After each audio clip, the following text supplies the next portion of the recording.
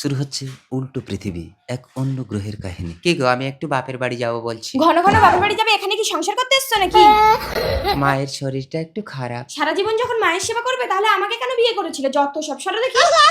এই মেজদি, কি রে শালিনী?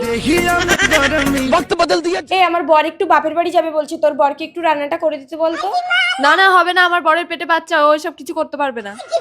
বাচ্চার কোনো পুরুষের হয় না, তোমার বর তো দেখালো গো মেজশালী। এই তুই বেশি কথা বলিস না, এই জন্য তোর বাচ্চা নষ্ট হয়ে গেছে। এই দাঁড়া দাঁড়া, তোমরা ঝগড়া করো না, আমি বরদিকে ডাকছি। এই বরদি, কি রে শালিনী? এ বরদি, বড় জামাইবাবুকে আজকে একটু রান্নাটা করতে বল না, আমার বর একটু বাপের বাড়ি যাবে বলছে। না না, আমি পারবো না, আমার বাচ্চা ঘন ঘন দুধ খায়। কে কার দুধ খায় সে সবাই জানে। নিশ্চয় তুই তাহলে খাস, না হলে বলছিস কেন? চুপ করো না। তুই খাস, তুই আরে হাত থাকতে থাকতে তোমরা মুখে এত কথা বলো। তুই খাস। এই দাঁড়া দাঁড়া, তোমরা ঝগড়া করো না, পাশের বাড়ির বরগুলোর কোনো গলা শোনা যাচ্ছে? হ্যাঁ হ্যাঁ, আমি তো খারাপ আর অন্য পুরুষ তোমার কাছে ভালো। আমি তোমার ঘর করবো। যা যা, তোর মতন কত ছেলে আমার পাত ধরে ঘুরঘুর করছে। হ্যাঁ, ছেলেরা তো সস্তা না, মুড়ি খাবে আর ঠোঙা ফেলে দেবে।